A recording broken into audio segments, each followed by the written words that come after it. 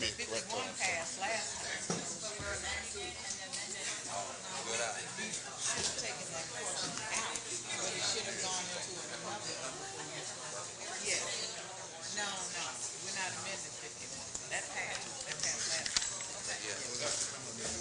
Yeah, it has to come under. All right, can we do that? We can do that. Okay, so what are we doing? Now if you can find it. This is the 61. Is this the CDBG? Oh, we're just amending this by substitution. Yeah. Okay, good. All right. Okay, thank you. Okay.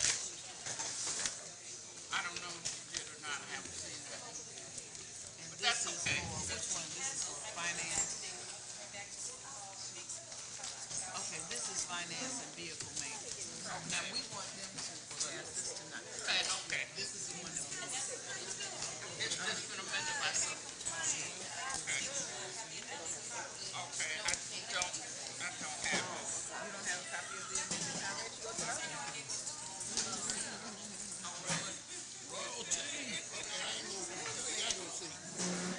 I would, okay, this is amended by substitution. Yeah, I got the donation.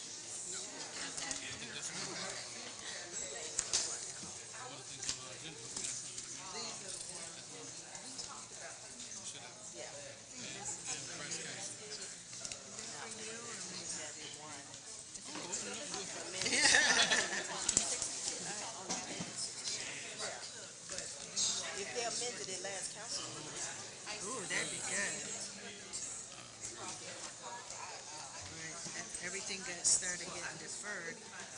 Yeah, we're gonna be, this is gonna be good. no, we don't.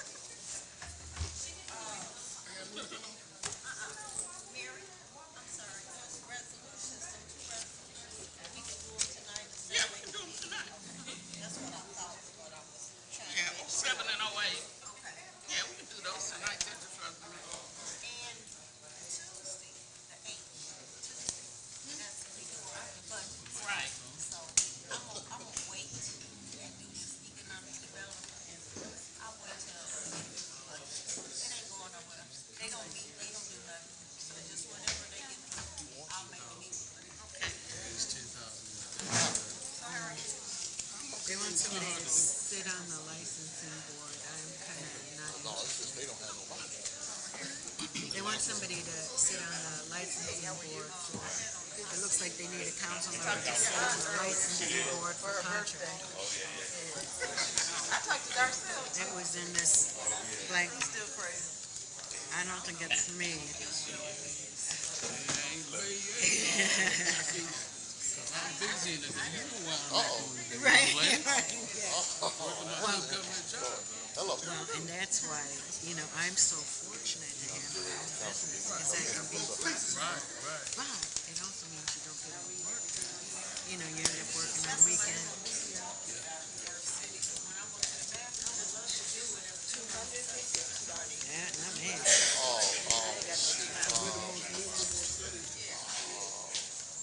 I don't. This is gonna be good.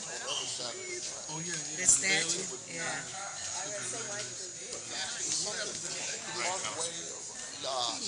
Let me, I may have a stub in my pocket. If I find it, I'll take it.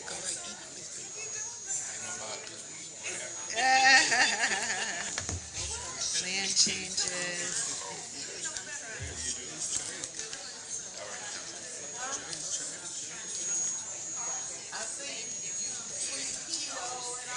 Oh, this is always good, the Black Film Festival. That's always good. I always think October's never gonna get here. Flash like that.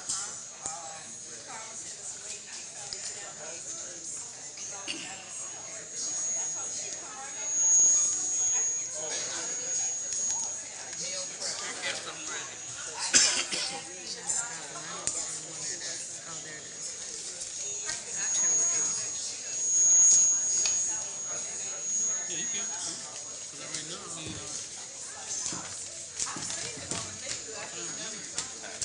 that's all. I'm 30 seconds, everybody. I need more than That's 30. 1, 2, 1, 2.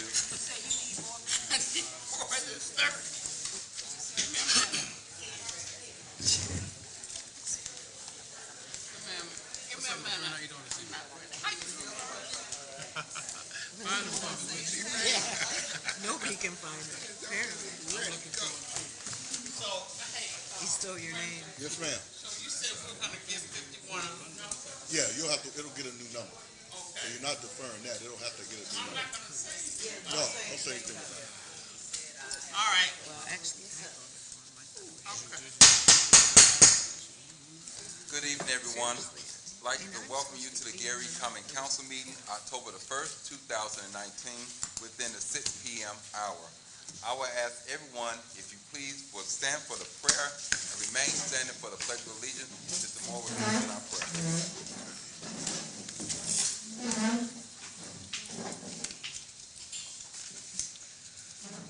Our God, our Father in heaven, we thank you for another opportunity to acknowledge your greatness as the eternal God who has no beginning and who has no end. You are from everlasting to everlasting. We thank you for opening the windows of heaven and pouring out blessings of health, blessings of strength, and sound minds. Yes. Had you not extended your mercy and your grace to this another day, we would not enjoy this privilege to pray. Thank you for not changing or not charging our shortcomings in giving you praise, glory, and honor, so that they would limit our love, your love for us, and your protection. Forgive us for being slack in putting the God of our salvation at the forefront of all that we say and do. Our hearts are humble as we remember those who have lost loved ones, those who have pain, those who are suffering from afflictions of health, and those who are homeless, those who are downtrodden. Bless us that we will be a blessing to help them. Bless us that we will be instruments to bring blessings to those who suffer and those who are without.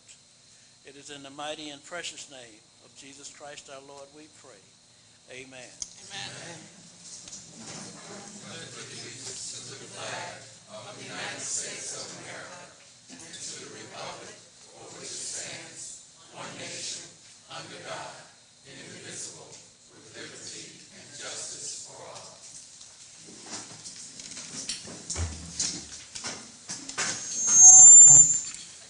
Thank you, Mr. Moore, for our prayer.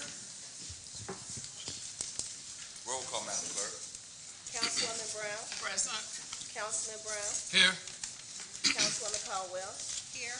Councilman Proto, Councilwoman Rogers, Councilman Smith, Here. Councilwoman Sparks Wade, Here. Councilwoman Wyatt, Present. President Brewer. Here. Mr. President, there are 7 present, 0, I'm sorry, 2 absent. With 7 present, 2 absent, we do have a quorum to conduct the business of the city of Gary. Council pending ordinance and resolution on first reading. CPR 2019-07, a resolution by the Gary Common Council in support of domestic violence victims, sponsored by Councilwoman Sparks Wade, Councilwoman 5th District, and the Gary Common Council. Ways and means. CPR 2019-08, a resolution by the Gary Common Council in recognition of Breast Cancer Awareness Month, sponsored by Councilwoman Sparks Wade of 5th District, Gary Common Council. Ways and means. Mr. President, and assigning of pending ordinances and resolutions. Thank you. Let the record reflect Councilwoman Rogers has joined us.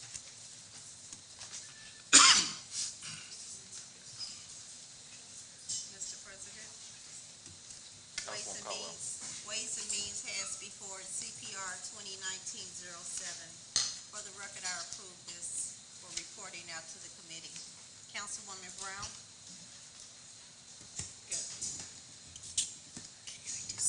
Slid over in his space. Councilman Proto. Let the record show Councilman Poco has just joined us. I was taking over your spot. Good thing you got it. Mr. President, a majority of the committee approves CPO 2019-07 for reporting out.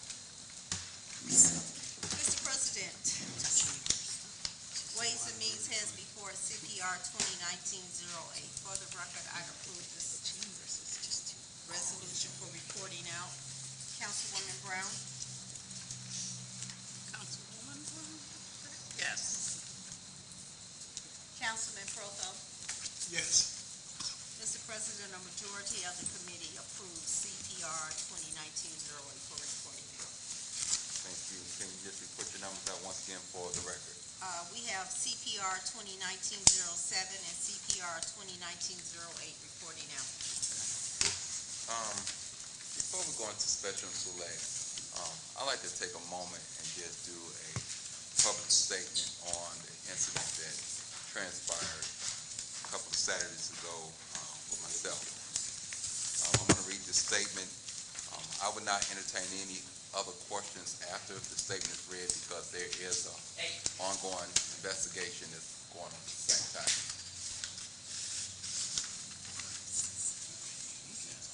As a husband, father, I would never knowingly subject my family to public humiliation. As an elected official, I would never intentionally bring shame to my community. To the people I serve, to the citizens I lead, to the city I love. On September 21st, my vehicle was stolen from the County Market gas station in Gary, Indiana. I immediately reported this incident to the Gary Police Department and filed a report. I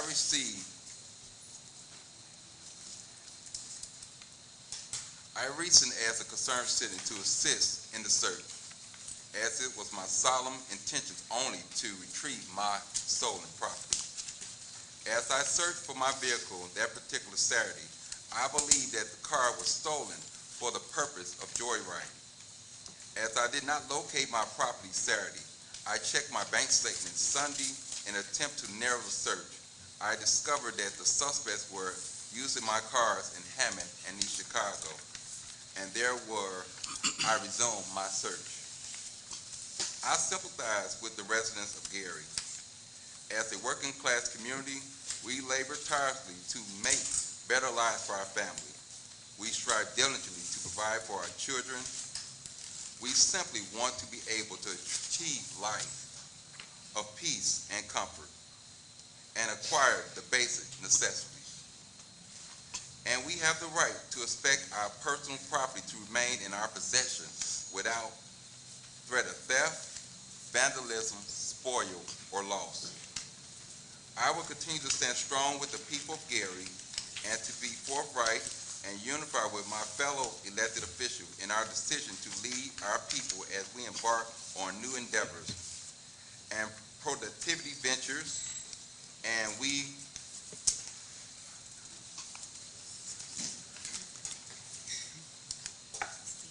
realize new horizons of our future of promise together. We depend on our justice system to be fair, and I stand firmly and maintain my innocence.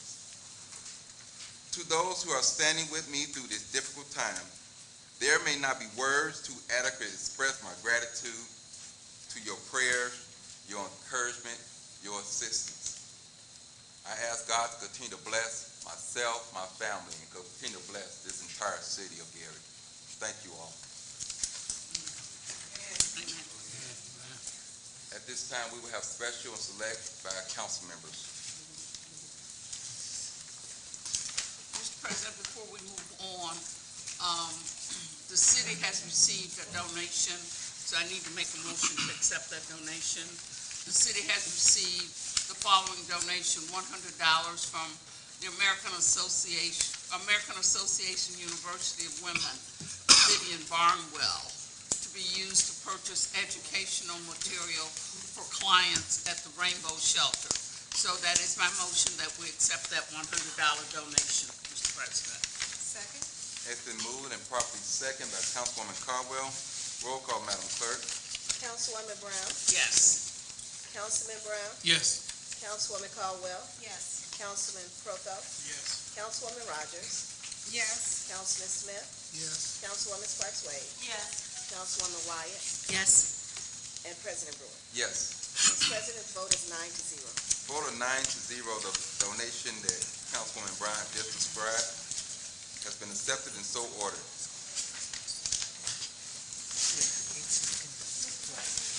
Councilwoman Wade. I was blessed to be able to have an opportunity to participate in the on-the-table conversation at the Blind Social Center located at 4955 Broadway on this past, what was that, Tuesday? No, last week, one day last week. And, you know, I'm getting older. Oh, there's so many things, but in any event, we discussed public transportation in the region, and you just don't even know the challenges that those of the blind community and those who are visually impaired, the challenges that they incur on a daily basis just by trying to get transportation to where they want and need to go. And so we thank the Legacy Foundation for sponsoring it and the Blind Social Center for hosting it. Secondly, on this morning I participated in a short meeting with a representative from the State Board of Accounts, not State Board of Accounts, State Board of Education, along with Mr. Robert Buggs. He's here today. He's a member of the school board and president, I do believe, as well. And good to see Glenn Johnson. He is the president of the Lake Ridge School Board. And it was interesting because they gave us 15 minutes. And as far as parents were concerned, my son is a student at Westside High School. And there are some issues, but some things are getting better. And we got an opportunity to speak with Katie Jenner, I believe was her name, and as well as Tony Walker. And on tomorrow, there will be a public meeting with the State Board of Education and IUN at the Arts and Sciences Building. And that the executive session starts at 9 o'clock, and then the public meeting begins at 9:30. And you want to get there so that you can sign in, so that you will be able to have some public comment.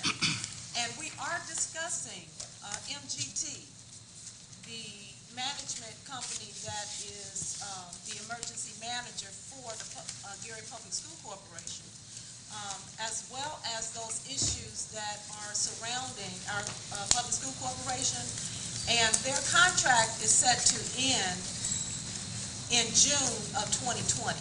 So we would like for the public to come out and make your desires known, make your complaints known, because you seldom get an opportunity like this. So again, State Board of Accounts, IUN, tomorrow morning, 9 o'clock, IUN at the Arts and Sciences Building located right there at the corner of the new building, 35th Broadway. Thank you, Mr. President. Welcome. Any other council members, special President. Councilwoman Brown? Yeah, tomorrow, Wednesday, October 9th at 2 o'clock, the city of Gary, there will be a statue dedication and unveiling of the city's first African-American mayor, Richard Gordon Hatcher. That's not tomorrow? October 9th? I'm sorry, I'm a week away, aren't I? I'm a week ahead of myself, I'm sorry. Forgive me, you guys. Okay, sorry about that. I would, though, Mr. President, like to take this opportunity to extend some condolences. First of all, I'd like to extend my condolences to the family of Joseph Stephen Hunt, who was funeralized this past Friday, who was, well, I grew up with him, known him all my life. I'd like to also extend my condolences to the family of Judge Deidre L. Monroe, whose aunt, Shirley Baldwin, passed away. She'll be funeralized on Saturday at St. Paul Baptist Church. And I'd also like to extend my condolences to my girlfriend, Alice McGee, who passed away this past Friday and will be funeralized on Saturday at Guy and Allen Funeral Home at 2 o'clock. Thank you, Mr. President. Councilwoman Caldwell. Trunk or treat, light up the night for Jesus. Israel CME Church is having a trunk or treat for the children. For more information, you can contact Kathy or Blaine at 219-250-8447. Also, the International Black Film Festival returns for the 9th year. It will be October the 11th, 12th, and 13th at the IUN Northwest campus. For more information, you can check the website or we have flyers laying around. Look forward to seeing you. The shows start at 7:30. Thank you. Anyone else? Mr. President? Councilwoman Wyatt. Yes, I'd like to announce that the First District will have a community meeting to discuss the 5x5 cleanup with the administration. That will be on Monday, October 7th at 5:30 p.m., and it will be held at the Miracle Temple Church on Clay Street. So again, that's October 7th, 5:30 p.m., Miracle Temple. Thank you. Mr. President, Councilman Proto. November the 20th to the 23rd, the NLC conference will be held in San Antonio, Texas. So this week, I would be interviewing 2 students who I intend to sponsor to attend this conference. And I'm going to meet with the students and their parents and get them full information of what would take place. And I wished I could take 4 students, but right now I know I'm capable of taking 2. So if anybody would like to contribute to the other 2, you can always call and let me know. But we'll get a chance to see this. The students will get a chance to shadow the president of NLC's conference, NLC's National League of Cities, who is our mayor, Karen Freeman Wilson. Thank you. Anyone else on special select? All right. Council pending ordinance and resolution on third and final. CPO 2019-53, an ordinance appropriating 2019 budgets for the operating expenses and salaries of grant and special revenue funds for rental inspection program of the City of Gary for the fiscal year beginning January the 1st, 2019, ending December 30th, 2019, sponsored by Mayor Karen Freeman Wilson, City of Gary, Angela Hayes, City Controller. Mr. President, I Councilwoman. move the CPO 2019-53 be deferred back to the Council Finance Committee. Second. Been moved properly second to defer CPO 2019-53. Roll call, Madam Clerk. Councilwoman Brown, Yes. Councilman Brown, Yes. Councilwoman Caldwell, Yes. Councilman Proto, Yes. Councilwoman Rogers, Yes. Councilman Smith, Yes. Councilwoman Sparks Wade, Yes. Councilwoman Wyatt, Yes. and President Brewer. Yes. Mr. President, the vote is 9-0. With a vote of 9-0, CPO 2019-53 has been deferred back to the Finance Committee, and so ordered. CPO 2019-55, an ordinance revising the 2019 appropriation for the general salary budget for the fiscal year beginning January the 1st, 2019, ending December 31st, 2019. Sponsored by Mayor Karen Freeman Wilson, City of Gary, Angela Hayes, City Controller. Mr. President, I move the CPO 2019-55 be referred back to the Finance Committee. Second. Been moved properly second. Roll call, Madam Clerk. Councilwoman Brown, Yes. Councilman Brown, Yes. Councilwoman Caldwell, Yes. Councilman Proto, Yes. Councilwoman Rogers, Yes. Councilman Smith, Yes. Councilwoman Sparks Wade, Yes. Councilwoman Wyatt, Yes. and President Brewer. Yes. Mr. President, the vote is 9-0. Vote of 9-0, CPO 2019-55 has been deferred back to the Finance Committee, and so ordered. CPO 2019-56, an ordinance approving the amended and restated local agreement between the City of Gary and Majestic Star Casino LLC and Majestic Star Casino 2 LLC, sponsored by Mayor Karen Freeman Wilson, City of Gary, Angela Hayes, City Controller. Mr. President, Councilwoman Brown. I move the CPO 2019-56 be referred back to the Finance Committee. Second.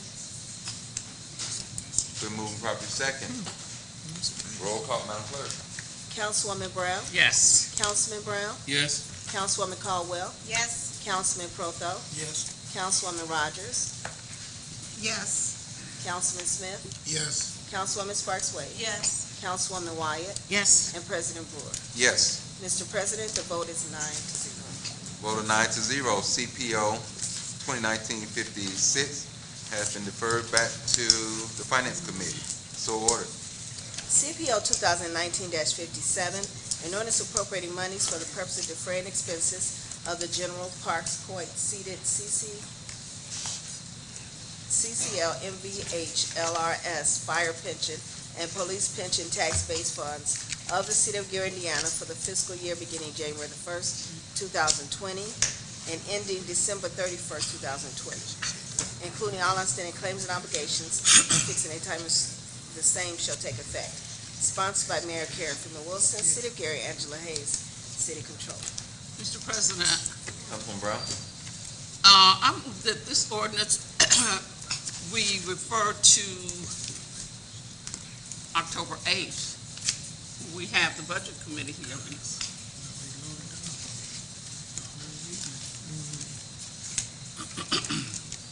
Can you repeat that, Councilwoman Brown? Is 57? Are we doing 57 tonight? No. Okay, so We're going back. it's going, yeah, on the 8th, when we have the finance Yes. meetings. Yes, So it needs to be deferred back. right. So I move that one be referred back to finance for October 8th. Second. Been moved and properly second. Roll call, Madam Clerk. Councilwoman Brown, Yes. Councilman Brown, Yes. Councilwoman Caldwell, Yes. Councilman Proto, Yes. Councilwoman Rogers, Yes. Councilman Smith, Yes. Councilwoman Sparks Wade, Yes. Councilwoman Wyatt, Yes. and President Brewer. Yes. Mr. President, the vote is 9-0. Vote of 9-0, CPO 2019-57 has been deferred back to the Finance Committee. CPO 2019-58, an ordinance approving salaries for the employees of the City of Gary's General Park Court MVH pension and the fire tax base funds for the calendar year 2020, sponsored by Mayor Karen Freeman Wilson, City of Gary, Angela Hayes, City Controller. Mr. President, I move the CPO 2019-58 be referred back to Finance Committee meeting on Tuesday, October 8th. Second. Been moved and properly second. Roll call, Madam Clerk. Councilwoman Brown, Yes. Councilman Brown, Yes. Councilwoman Caldwell, Yes. Councilman Proto, Yes. Councilwoman Rogers, Yes. Councilman Smith, Yes. Councilwoman Sparks Wade, Yes. Councilwoman Wyatt, Yes. and President Brewer. Yes. Mr. President, vote is 9-0. Vote of 9-0, CPO 2019-58 has been deferred back to the Finance Committee. So ordered. CPO 2019-59, an ordinance appropriating monies for the purpose of defraying expenses of the Gary Chicago International Airport tax base funds of the City of Gary, Indiana for the fiscal year beginning January the 1st, 2020, ending December 31st, 2020, including all outstanding claims and obligations, and fixing a time when the same shall take effect. Sponsored by Mayor Karen Freeman Wilson, City of Gary, Angela Hayes, City Controller, Dwayne Hayden, Gary Chicago Airport Director. Mr. President, I move the CPO 2019-60 be referred back to Finance Committee meeting on October 8th. Second. Been moved and properly second.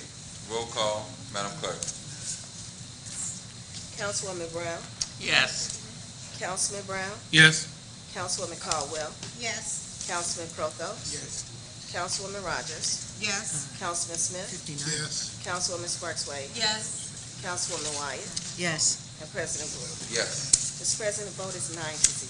Vote of 9-0, CPO 2019-59 has been deferred back to the Finance Committee. So ordered. CPO 2019-60, Okay, I'm sorry.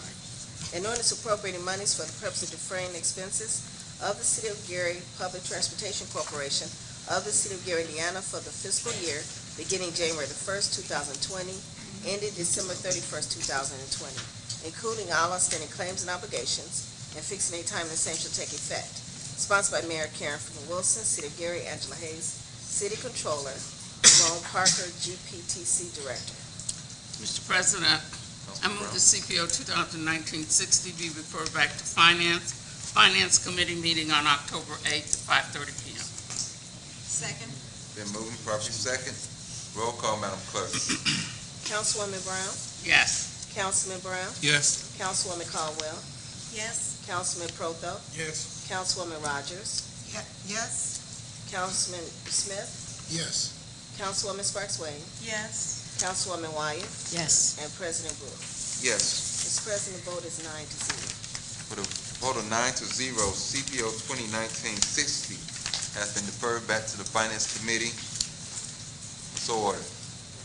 CPO 2019-61, an ordinance revising 2019 appropriations for the general salary and operating budgets for the fiscal year beginning January the 1st, 2019, ending December 31st, 2019. Sponsored by Mayor Karen Freeman Wilson, City of Gary, Angela Hayes, City Controller. Mr. President, Councilwoman Brown.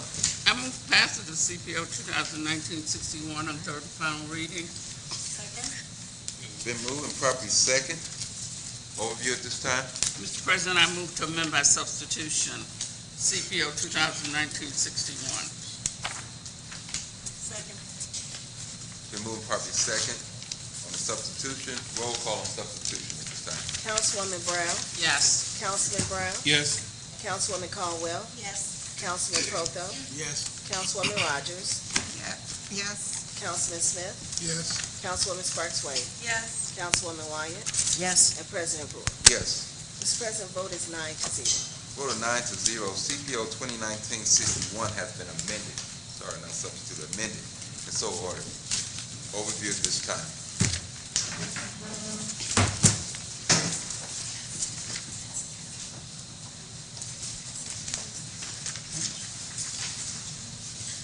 Mr. President, members of the council, and members of the public, good evening.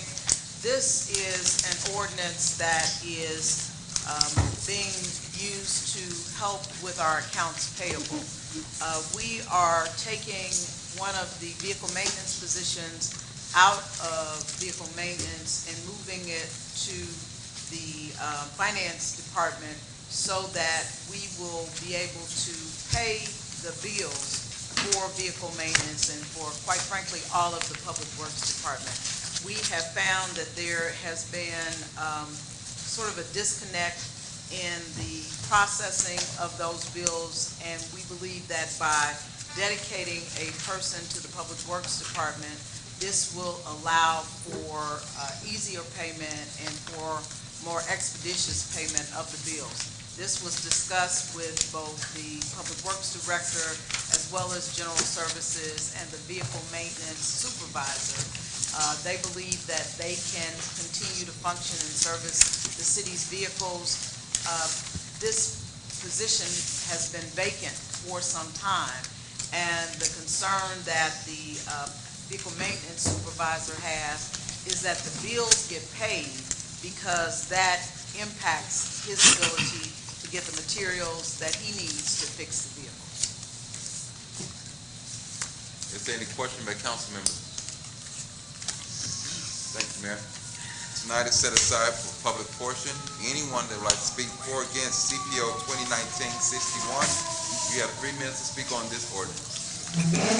Good evening, Mr. President, members of the council. My name is Jim Nowacki. I live in the 2nd District, and I would consider it a revelation that we find that our ability to get materials, get repairs done, involves paying our bills.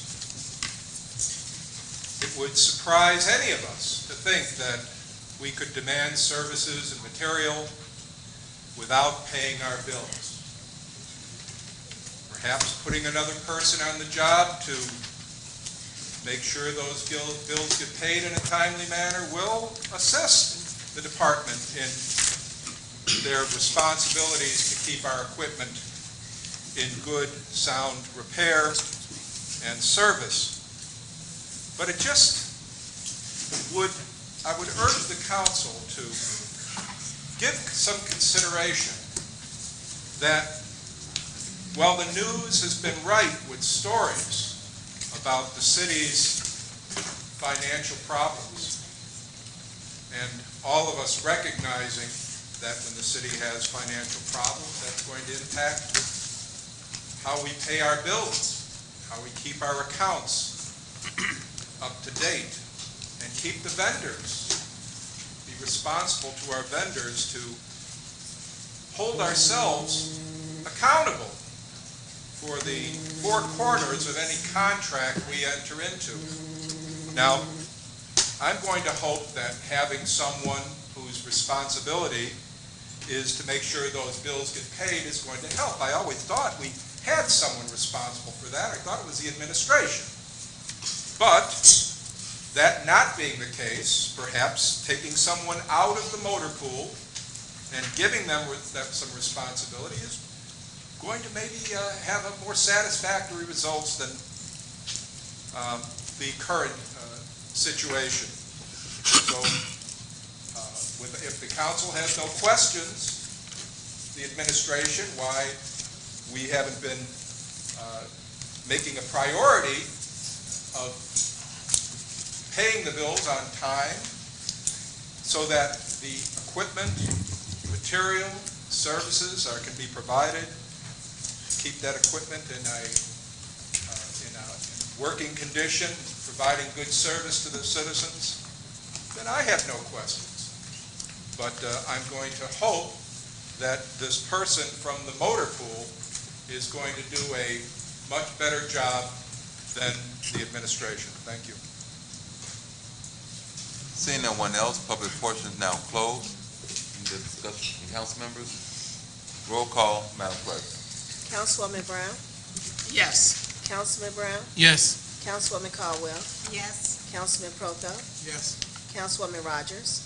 Yes. Councilman Smith? Yes. Councilwoman Sparks Wade? Yes. Councilwoman Wyatt? Yes. And President Brewer. Yes. Mr. President, vote is 9-0. Vote of 9-0, CPO 2019-61 has passed on third and final, so ordered. Mr. President, and pending ordinances and resolutions on third and final. Council pending ordinance resolution on second reading. CPR 2019-07, a resolution by the Gary Common Council in support of domestic violence victims, sponsored by Councilwoman Sparks Wade of the 5th District, Gary Common Council. Can we do an amendment on that on the floor now? Yes. Let's clean it up. Mr. President, we would like to amend, and also we would like to make sure it's Councilwoman Sparks Wade of the 6th District. So there's a motion to amend CPR 2019-07. Is there a second? Second. Been moving properly second. Roll call, Madam Clerk. Councilwoman Brown? Yes. Councilman Brown? Yes. Councilwoman Caldwell? Yes. Councilman Protho? Yes. Councilwoman Rogers? Yes. Councilman Smith? Yes. Councilwoman Sparks Wade? Yes. Councilwoman Wyatt? Yes. And President Brewer. Yes. Mr. President, vote is 9-0. Vote of 9-0, CPR 2019-07 has been amended with Councilwoman Sparks Wade being in the 6th District. Councilwoman Caldwell. Mr. President, we would like to suspend the rules and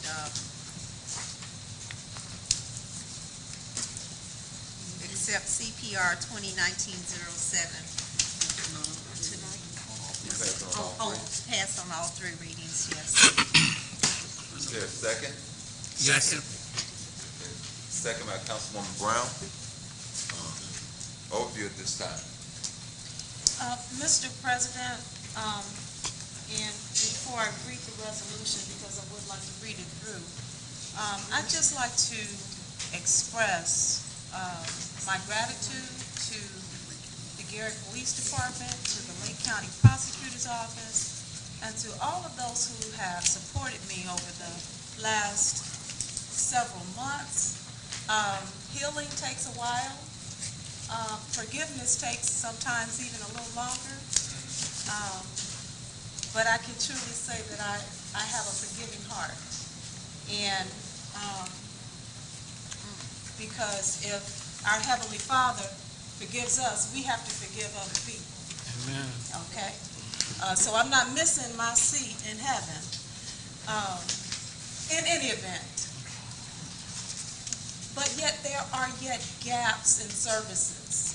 There are situations where victims are not in a position to get, for instance, your phone number changed, to be able to get all of your clothes and possessions and whatnot. And my batterer actually filed a civil suit in order to get his possessions that he had been given an opportunity to come get and didn't show up. And so, you know, you go through all of these things that people don't know about. And it's a constant type of thing. And so we were in court on this past Friday. Mine has not been adjudicated yet. We're not finished. We did get a court hearing April 6th of 2020, but they've been trying to delay. Someone who is not as resourceful as myself, who don't understand how to maneuver, could lose hope, could drop the charges, could leave town, that sort of thing. This is a disease in our communities that must be addressed. We cannot be silent. This is called the silent killer because nobody wants to talk about it. Nobody wants to actually believe that women are being abused in their homes, that whether it be physically, psychologically, emotionally, financially, and the list goes on and on. And there are 15% of our men are also being abused. So let's not leave them out. And I just admonish the community to take a look at those in your neighborhood, those in your family, women who appear to be under the control of, because it doesn't start out as physical abuse. It never does. They're a sneaky, tricky kind of devil. And they seep in through a door that you thought was closed. And they don't come with a broomstick and a hat and a witch hat. They come dressed up just the way you like them. Okay? And so we have to, again, be aware that this goes on. And any woman or any man that you see is under the control of another person, then pull them to the side and ask, can you help? All right. Thank you, Mr. President. And I'll read the resolution. Whereas domestic violence includes all forms of physical, emotional, psychological, sexual, verbal, spiritual, and financial abuse, including what is often a pattern of battery, threats, intimidation, isolation, and economic coercion used by one person to exert power and or control over another person in the context of intimate dating, family, or household relationships. Whereas examples of domestic violence includes, but is not limited to, name-calling, isolating you from family and friends, telling you who you can and cannot see or talk to, threatening to leave you, controlling what you do, drives recklessly to frighten you, damaging property when angry, preventing a call to police or for medical attention, trapping a partner in their home or keeps them from leaving, pushes, slaps, kicks, bites, or chokes, hurts children and or pets, appears jealous of a partner's outside relationships, forces unwanted sexual activity, does not ask consent for sexual activity, continually criticizes, acts possessive, monitors daily travel, phone calls, and with whom time is spent, accuses a partner of cheating, sabotages work by stalking or harassing at the workplace, controls how money is spent, withholds money or gives an allowance, demands a partner's public benefits, denies access to bank accounts. Whereas the epidemic of domestic violence is found in all types of communities and family structures, ignores no ethnicity or race, is not prejudiced towards any socioeconomic status, is not biased by any educational background, is suffered by all sexual preferences, and devastates young and old, women, children, and men alike. Whereas those experiencing domestic violence often suffer in silence and feel deep and misplaced shame, stigma, embarrassment, and humiliation because of their abuser's choices. Whereas more than 1 in 3 women, 35.6%, and more than 1 in 4 men, 28.5% in the U.S. report having experienced physical violence, rape, and or stalking by an intimate partner in their lifetime. Whereas nearly 20 people per minute are physically abused by an intimate partner in the United States. During 1 year, this adds up to more than 10 million women and men. Whereas every day in the United States, 5 women are murdered with guns. Many of these fatal shootings occur in the context of a domestic violence or intimate partner relationship. However, women are not the only victims. Shooters have often made children, police officers, and their broader communities additional targets of what begins as an intimate partner shooting. In fact, one study found that more than half of the mass shootings in recent years have started with or involved the shooting of an intimate partner or a family member. Whereas 85% of domestic violence victims are female, 15% are male. Whereas women with disabilities have a 40% greater risk of intimate partner violence, especially severe violence, than women without disabilities. Whereas 2 in 5 gay or bisexual men will experience intimate partner violence in their lifetimes. Whereas approximately 63% of homeless women have experienced domestic violence in their adult lives. Whereas approximately 5 million children are exposed to domestic violence every year, children exposed are more likely to attempt suicide, abuse drugs and alcohol, run away from home, engage in teenage prostitution, and commit sexual assault crimes. Whereas 4% of high school students report being hit, slapped, or physically hurt on purpose by their boyfriend or girlfriend in the last 12 months. Whereas nationally, 50% of batterers who abuse their intimate partners also abuse their children. Whereas almost 1 out of 5, or 16.3% of murder victims in the U.S. were killed by an intimate partner, women account for 2 out of 3 murder victims killed by an intimate partner. Whereas worldwide, men who were exposed to domestic violence as children are 3 to 4 times more likely to perpetrate intimate partner violence as adults. Whereas women are 70 times more likely to be killed in the weeks after leaving their abusive partner than at any other time in the relationship. Whereas only 1 out of 3 people who are injured during a domestic violence incident will ever receive medical care for their injuries.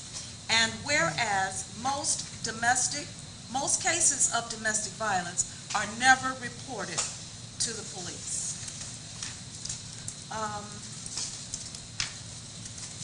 Now therefore be it resolved by the Common Council of the City of Gary, the month of October 2019 be recognized as Domestic Violence Awareness Month. We will refuse to tolerate or defend instances of domestic violence and publicize systems for reporting abuse, and that we will move beyond denial and disbelief and break the silence on domestic violence by acknowledging through exposure and leadership the existence of domestic violence that occurs within our community, and by encouraging victims and survivors to seek help and healing. And the number to the National Domestic Violence Hotline is 1-800-799-SAFE or 7233. Thank you, Mr. President. Thank you, Councilwoman. Is there any questions by council members? unfortunately, that you have to be the one to sponsor this resolution, not because it's a bad resolution or anything, but you just experienced this personally yourself. And I know the struggles continue to go on as you have to continue to go through changes with the whole situation with the case and everything also. So my prayer continue to go out to you at the same time. Roll call, Madam Clerk.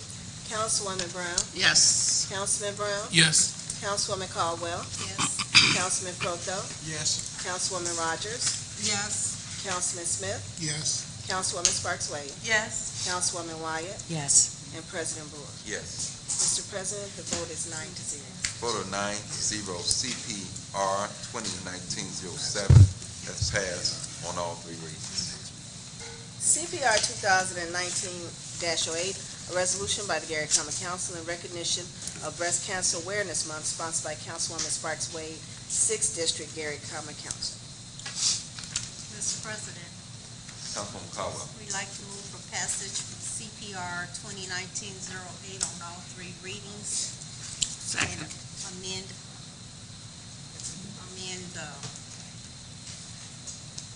The name. district, yes. So there's a motion for amendment, and it's been seconded by Councilwoman Brown. Roll call on amendment. Madam Clerk. Councilwoman Brown? Yes. Councilman Brown? Yes. Councilwoman Caldwell? Yes. Councilman Proto? Yes. Councilwoman Rogers? Yes. Councilman Smith? Yes. Councilwoman Sparks Wade? Yes. Councilwoman Wyatt? Yes. And President Brewer. Yes. Mr. President, the vote is 9-0. Vote of 9-0, CPR 2019-08 has been amended. At this time, I have an overview. Mr. President, hate to be the poster child for women's issues, but, you know. Somebody gotta do it. I also went through breast cancer in 2015 as a result of a routine mammogram. Y'all heard that President Trump, I don't know if you all heard about this or not, but he diverted the Air Force from landing at a jet. Let's say they, going over to the Middle East and they're supposed to be landing in one place, but they went over to the airport by his resort so that they can keep his resort open, right? So you're diverting funds, federal funds, for, to keep his resort open over in Ireland, okay? I had a job that was paid by federal funds. They diverted millions of dollars to pay for the gasoline and all of that, and it was a $50,000 a year job that I had that was paid by federal money that I did not know that was just paid by federal funds, because who takes a job and asks, where do y'all get your funds from? In any event, as a result of the Hatch Act, lost that job, but, and this is how God works, because had I not lost that job, I would not have gone to get my mammogram that quickly, okay? So thank God that I lost that job. And that's when it was detected, because, you go, make sure you get everything done when you're running out of your insurance. And so got my mammogram done, and they discovered first-stage breast cancer. A couple days later, my sister got diagnosed with third-stage breast cancer. Prior to that, my mom had breast cancer 30 years prior to that.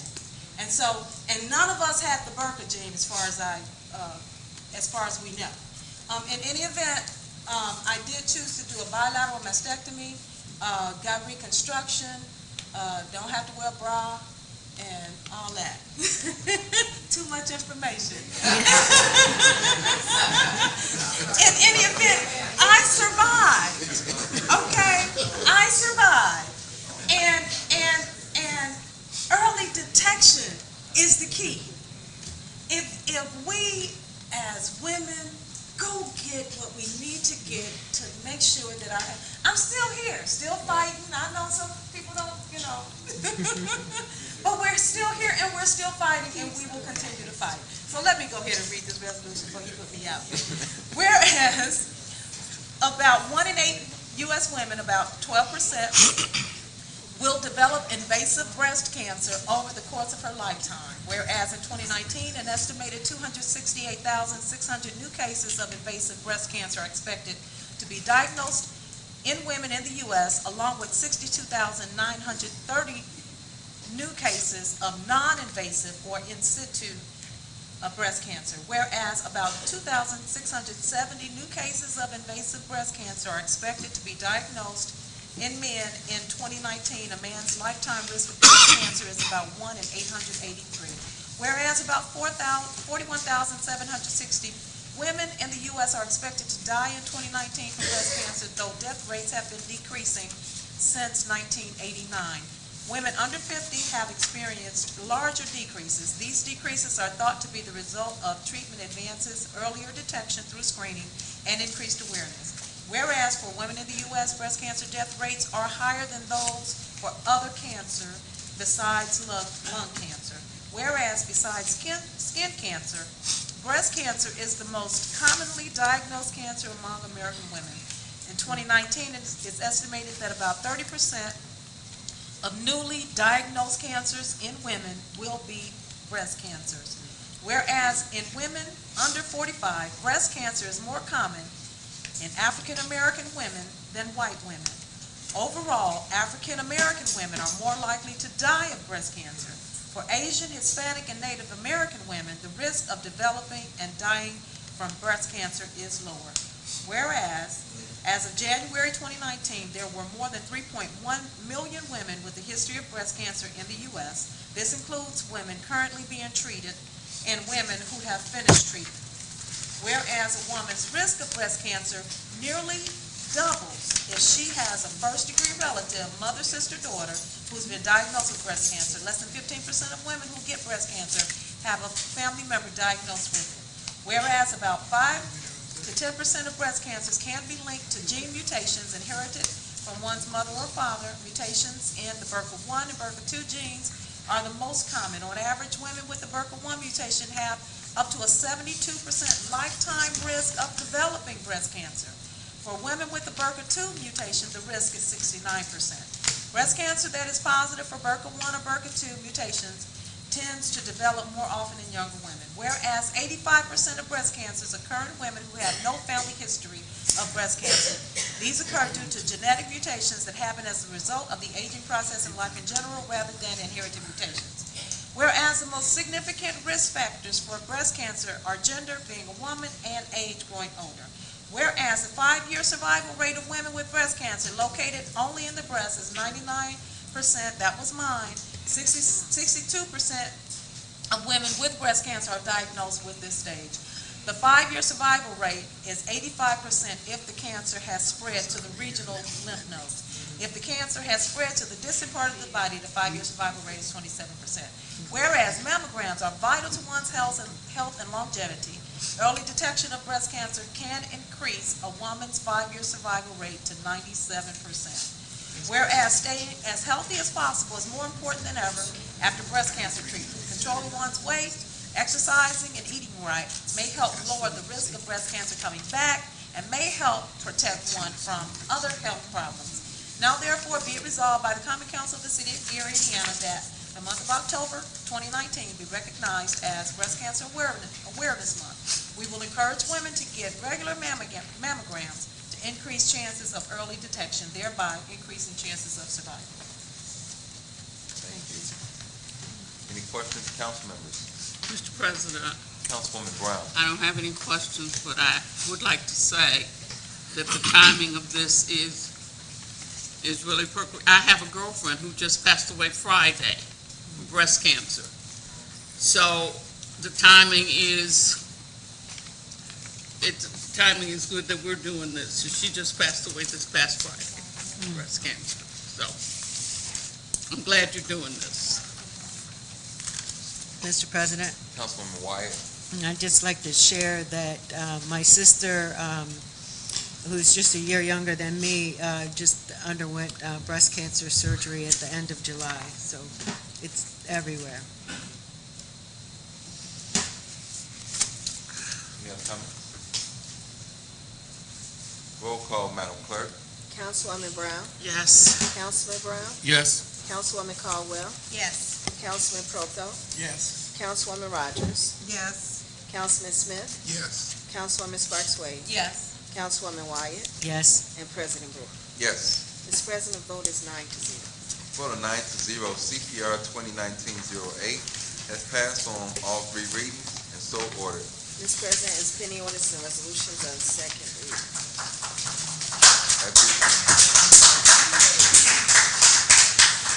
At this time, we will have the mayor's report.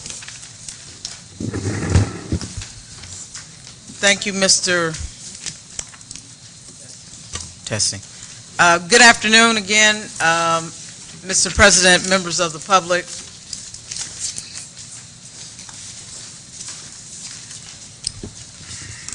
I would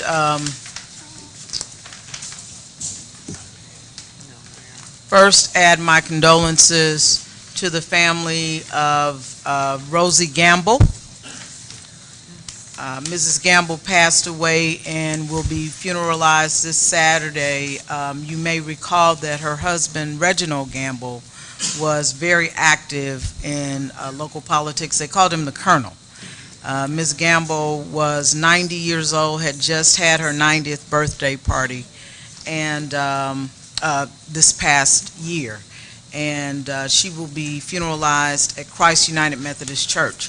I also want to add my condolences to the family of Shirley Baldwin, to her children Marla and Orlando, and her granddaughter Martina, who for a long time was her primary caregiver, and to her sisters and brothers of the Simmons family, and indicate that Ms. Baldwin was also a member of the rowdy, as I call them, the rowdy class of 1954 from Roosevelt. She and my mom were classmates. And so I want to extend my condolences to that family. Last Wednesday, we celebrated with 17 graduates of the 6th cohort of the Gary Micro Enterprise Initiative. They completed 8 weeks of a business classes, business workshops to either help them grow or start their businesses. And this was something that you may recall was begun with Deirdre Green Campbell and Arlene Colvin. Of course, Deirdre is no longer with us, but the legacy of that event lives on, and it has been taken to yet a different level by Carla Henderson, LaShawn Brooks, Diana Sandlin. And we have also been supported by the EDC and the Legacy Foundation. It has been a successful program. There are a number of businesses that are growing out of it, and we're excited about that success. We would also remind people that on October 8th, from 1 to 5, here at Art House, Indiana American Water, Majestic Casino, and the city are partnering for the Business and Resource Expo. This is focused on those individuals who have businesses who may want to provide goods or services to Indiana American, Majestic, the city, and many of the partners that will be present. I also want to just underscore the fact that the unveiling and dedication of the statue of Mayor Hatcher will be Wednesday, October 9th at 2 p.m. We're asking that you RSVP to the Communications Department at 881-1314. There will be a reception following the event. The next 5x5x5 cleanup will take place in the 1st District. There will be a meeting October 7th at 5:30 at the Miracle Temple Church of God in Christ, 4709 East 13th Avenue. I also would encourage individuals to volunteer for Blightbuster Day, which will be held October 19th, 2019, and we are going to be focused on the 25th Avenue corridor from Grant to Burr. We will meet at New Macedonia Church at 2533 Waite Street at 7:30 a.m. for the kickoff. I also want to underscore the Black Film Festival, October 11th through the 13th. It's the 9th annual film festival, and I'm sure that we will be treated to some great theater and great movies. There will be a Harvest Festival and Trunk or Treat that will be held Thursday, October 31st at the Hudson Campbell. We expect at least 500 trunk or treaters, and we would also note that door-to-door trick-or-treating hours are 4:30 to 7, but as a safety measure, we would encourage parents to bring their children to events that are either hosted at Israel, as Councilwoman Barnes Caldwell has discussed, or at the Hudson Campbell. I also want to provide a note that the Health Department Vital Records Division will close Wednesday, October 16th at noon, and will remain closed on Thursday, the 17th, and Friday, the 18th, while the staff attends a mandatory training in Lafayette, Indiana. Regular hours will resume on Monday, October 21st. The Youth Services Bureau, their after-school program will start Monday, October 7th. This program is free to residents. It will be held at 3 locations starting October 7th. The first is at the Paul Douglas Center for Environmental Education at 100 North Lake Street. The site is named Nature Kids, where children will learn about nature and other activities associated with the Indiana Dunes National Park. In addition, we will have a site at Christ United Methodist Church, 201 West Ridge Road, and that will host expressions where young people will sing, dance, and participate in musical theater. And then there will be an all-ball site at the Hudson Gamble, and there will be a variety of sports activity. Each site will offer homework assistance and free meals and snacks to participants. The last thing that I'd like to, I want to go to the Public Works report, and that is that we will begin our paving for the Community Crossings Program, and that will include 23rd Avenue, Marshall to Grant Street, Ridge Road to West 47th Avenue, 6th Avenue, Broadway to Mississippi, 7th Avenue, Mississippi to Broadway, Ridge Road, Vermont to Harrison Street, and 37th Avenue, Mississippi to Vermont. Norfolk Southern will continue moving the tracks. The contractor is E&L Paving, and these are railroad tracks that are located between 9th and 11th Avenues on Grant, Buchanan, Harrison, Van Buren, Madison, Adams, Washington, and Massachusetts Street. I want to go back to the paving. We also will do that portion of 15th Avenue, actually it's Central Avenue, between Martin Luther King and 15th, where there's an intersection, and we will do the 2 blocks of Madison Street between 19th and 21st because it is barely passable.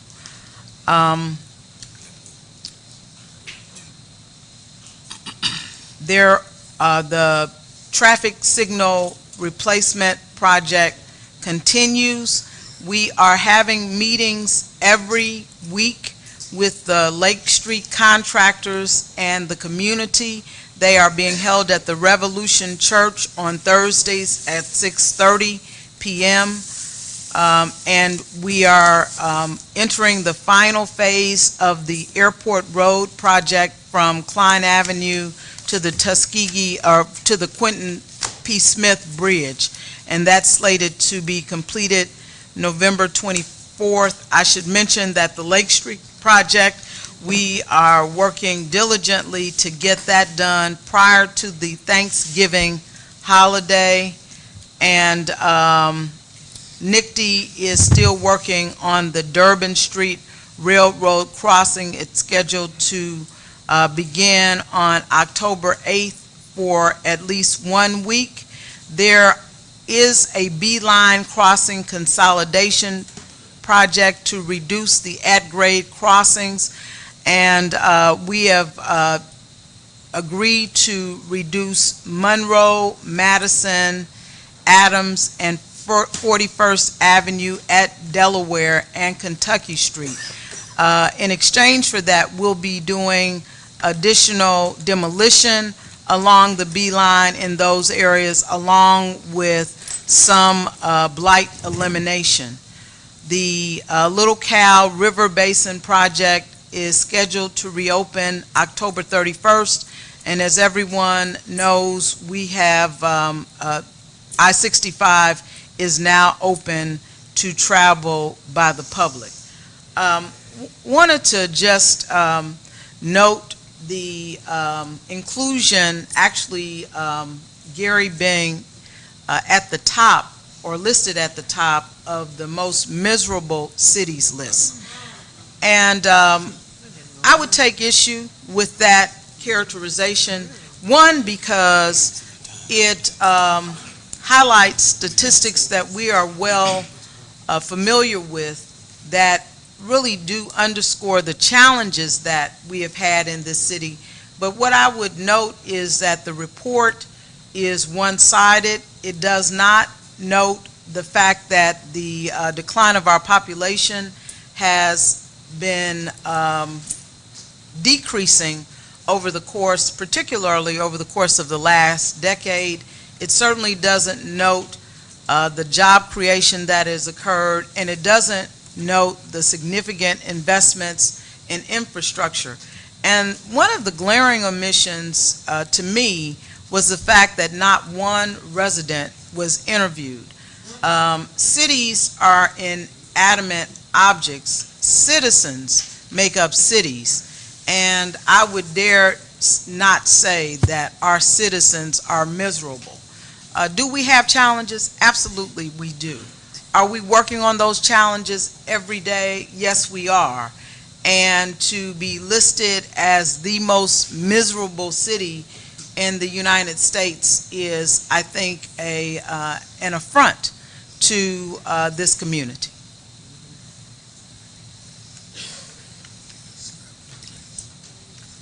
Any questions for the mayor, council members? Thank you. Mayor, to the last statement, I read that also, and was very unbelievable to hear such a story about our city. Because if you take that in, you mean everyone here is miserable in this community here. And I don't see that when I talk and I read, visit homes, visit neighborhoods. I don't see that. I see a community of people that's here because they want to be here, not because they have to be here. They want to be here, and they take pride in their community. So people can write what they want to write about our city. I know we have good people in our city, good residents. It's not the city that makes the community, it's the people that's inside of it. And we all have to continue to take pride in our city on every hand. Whatever it is, take pride in our city. And that needs to be a stronger push inside our city. Take more pride inside our city. I'll just do a long stretch real quick, Mayor. I know you talked about paving and you gave some numbers, but Yes. 15th Avenue from Central Yeah, to- I added that at the last minute. It's actually Central Avenue. That's what threw us off the first time, from Central to Martin Luther King. It's just a little stretch of the part that we didn't get. But nothing on 15. No. Post office on that. No, that is on the other paving list, but we don't have the funding at this time. That was the funding that we were going to use we were going to use the sell leaseback dollars for that, for some of that. Thank you, ma'am. We have a few speakers tonight. Michaela, you first. Did I mess your name up again? Okay, I did, okay. Ms. Walker, you be second. Waving yours. Mr. Wacky, you'll be. Oh, shoot, I forgot. Good evening. Is this thing on? Yes. Oh, okay. I can't hear very well. I've had bronchitis for like a month and a half. In light of recent events, I think, and in light of the statement that you made tonight, something that keeps getting missed is that property is not the important piece here. Lives are what is the important piece. A couple of summers ago, rather interestingly, Tashina Brooks actually was up here at this podium talking about the life of her son, which was lost when he was killed by the police in Gary. And right after that, you made a rather interesting kind of series of remarks about people kind of keeping criminals in their houses and how people needed to take accountability for the criminals in their houses. And how as a community we needed to take more accountability for violence in our community. And unfortunately, the criminals in our houses are the criminals in this house. And when we have time and time again, because Tashina still has not had any justice for her son, and nor has, to my knowledge, there been any justice for Rashad Cunningham or any of the victims before, after, during, of police violence. When people in positions of power commit violent acts, there aren't consequences in the way that there are for everyone else. And in our communities, we label everyone else as criminals. And we dehumanize those people. And when they commit property crimes, we dehumanize them. And when we talk about violence against them, we dehumanize them further. And we blanket everything as something about a property crime, when in fact what occurred was a violent act. If we had been talking about something that did not involve a member of the Common Council and involved just a regular old average person shooting at children in a car, we wouldn't be talking about property crime, we'd be talking about a violent act. Because a lot of people in this room and a lot of people in this community have known the experience of losing children to violence that has come from being shot at in cars. Mr. Nowacki? Then Mr. Buggs, you'll be next. Good evening, Mr. President, members of the council. My name is Jim Nowacki. I live in the 2nd District, and I appreciate the comments you made at the opening of this meeting. I've been a resident of this city for 21 years. In 21 years, I've, on a daily basis, read our great daily newspapers, the Post, the Hammond Times. I've read the Gary Crusader every week. I've watched television. I listen to the radio. And I can say in 21 years that I do not have a recollection of a report of children stealing a car and joyriding. Now, this is not because it doesn't happen. It's not because it's not a serious offense. Matter of fact, children joyriding and experienced drivers can not only contribute to property damage, but can also be a contributor to perhaps mortal circumstances for bystanders. Matter of fact, they can even be a hazard to their own health. These inexperienced drivers, it becomes more serious when those children are involved in a high-speed chase. As a matter of fact, most police departments will not engage in high-speed chases, not with teenagers or not with experienced drivers. It's considered a risk to the public. So, Mr. President, when we refer to the incident that has been reported in the newspaper and the circumstances of that, the report of the children stealing a car and go joyriding is only incidental to that story. As a matter of fact, it probably wouldn't have been reported at all if it weren't for the circumstances that came afterwards. And Mr. President, you may not be aware, but that story is not only a national story, but it's an international story, and has been covered in almost every market of this country, including the national wire services.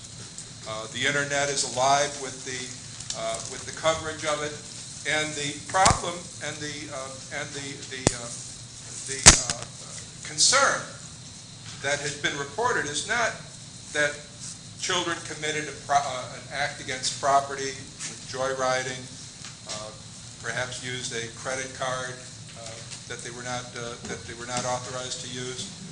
Mr. President, the problem was really the reported problem was really with the actions taken by you, as reported, and not only including the armed assault, but also the restraint and the kidnapping and other charges that are very serious. Mr. President, I would hope you'd consider resigning from the council. Thank you. Mr. Butts and M. Glenn, you'll be next. Good evening, President Brewer, Mayor, City Council. My name is Robert L. Buggs. I live in the 6th District, and I'm the President of the Gary Community School Advisory Board. I'm here tonight because I received several complaints from citizens about the airing of our school board meetings. As you know, the law restricts us to meeting every 3 months. We have only had one airing in the last year. There was an airing in December and one, I think, in February 2019, one in December 2018. I inquired as to why they wasn't aired, and I was told that they're no longer available. So I complained about it, and I specifically went to the supervisor and asked him that the September 10th meeting that I be given a copy of the DVD. I was told that if I wanted a copy of the DVD, I would have to go to the school community corporation of Dr. Pete Marika's office, who was the emergency manager. I got an email last night that they had been processed and I could pick up my copy, which I did today. However, I found out the meeting was about almost 3 hours. And from what I've been told, that what you see on TV is about 1 hour and 20 minutes. And I'm concerned, a little bit angry, because I did request a copy of it, as to who gave who permission to delete that information. And I have a thumb drive that was provided to me, so I compared the two. And the information that was deleted was the part where the emergency manager was asked some tough questions about accountability. Now, I don't know, I went to the school today and asked them who deleted that information, and I was told by the Gary Community School Corporation that it was processed and brought back and given to them from the city. Now, I still would like to know who gave permission to who to delete at least an hour and a half of our meeting. And I also would like to know what happens to the December 2018 DVD and the one in February 19. I know this public access, and some citizens can't make it to the school board meeting. So if they're going to be filmed, then they should be aired. That is the purpose of it, for information. So I would like to know where those two tapes are, if they can find them, And I really want to know whose permission was it, or who gave the order, or whatever it was, to delete the September 10th meeting, which was 2 hours and a half long. And what you see on TV is about an hour and 20 minutes. I've complained about it, and I advised the person that was taping the meeting that his supervisor told me to make that copy available to me. He said no. He made him available and gave it to the emergency Thank you, manager. Mr. Said, Buck. I want a copy. I'll look into it and get back with you. Thank you. Ms. Johnson?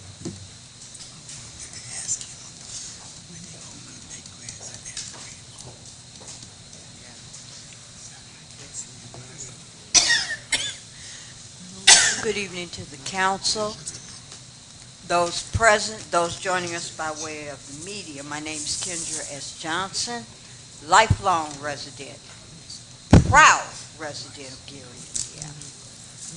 I'd like to give my condolences to those that have lost loved ones as well. Also, October is Fire Prevention Month, and many of you know the story of my losing my grandson, which will be 3 years in December, as well as losing the home I was renting to own when it was firebombed by some female wannabes, gang members that I stood up to in the neighborhood. So I have a passion for our firefighters and the service that they give to our city. Also, on September 24th to the 27th, I attended the National Alliance of Resident Services in Affordable and Assisted Housing, otherwise known as NARSA. It was their 17th annual Resident Service and Resident Leaders Conference. This year was held in New Orleans, but I didn't have time to enjoy the sightseeing. There was plenty of workshops to go to. I attended 4 general sessions, 4 workshops, certificate training classes, a resident caucus to create a task force to propose amendments to 24 CFR 964. And for anyone that doesn't know what that is, that's residents' rights in housing. And despite missing the first resident caucus, involving Washington updates and hot topics in public and subsidized housing, I've been following C-SPAN and CNN in terms of what's going on in Washington and the testimonies, including the one on homelessness.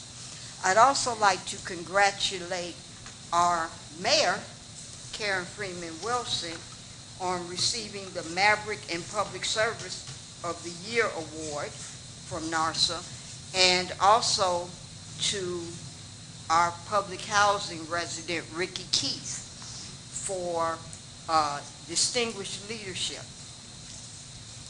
The mayor gave a riveting speech, and for those of you that would like to hear it, you can try and catch it on my Facebook page, but it left the residents from all over the country, and when I mean all over the country, I'm talking about Tennessee, California, Illinois. They were moved. So once again, despite the fact that Gary's supposed to be a miserable city, we have greatness that comes out of this city. Thank you. All right. Angela Williams and Kay Matthews. Is that it? Is Ms. Williams here? Last speaker, Kay Matthews. Mr. President, I've omitted one announcement. On October, I think that one was speaking now. oh, okay, all right. Yes.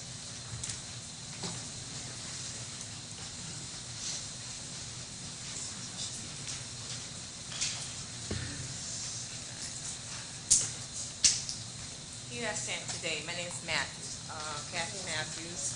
First, I'd like to honor to my God, and also I'd like to congratulate our mayor. She's doing great. I heard she spoke about money, this money that we are asking too much for what we have. This job here, when Karen Freeman got this job, we was in debt then, And you know, you come to me, like anybody comes to me and say, hey, I want you to get bread, this and that and this and that, but you gonna give me half of what I need to buy it with. So this is a problem she been having, you know, like people before her. But we cannot point finger and say, oh, this ain't right and that ain't right. That is not right. So we are the people, quite often people of color, we have fell behind many things because we do not work together. When somebody throw a ball at somebody, and I'm not gonna ask where it comes from, but why you are throwing it. Thank you. Thank you. That's our last speaker for tonight. Public portion now closed. I just wanted to make everyone aware that on October 29th at 6:30, we will be having a ceremony to acknowledge both the victims of murder with an emphasis on those who were murdered as a result of domestic violence. That is going to be a part of our Domestic Violence Awareness Month. So I wanted to make sure that everyone at least made a note of that, October 29th, and there will be details to follow. Just a quick note for the public acknowledgement.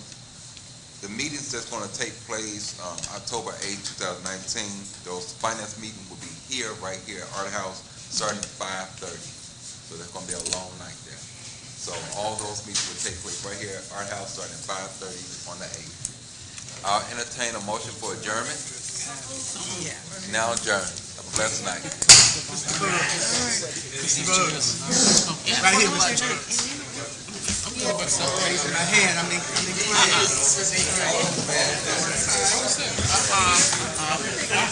We gonna be here or City Hall? I'm not 100%.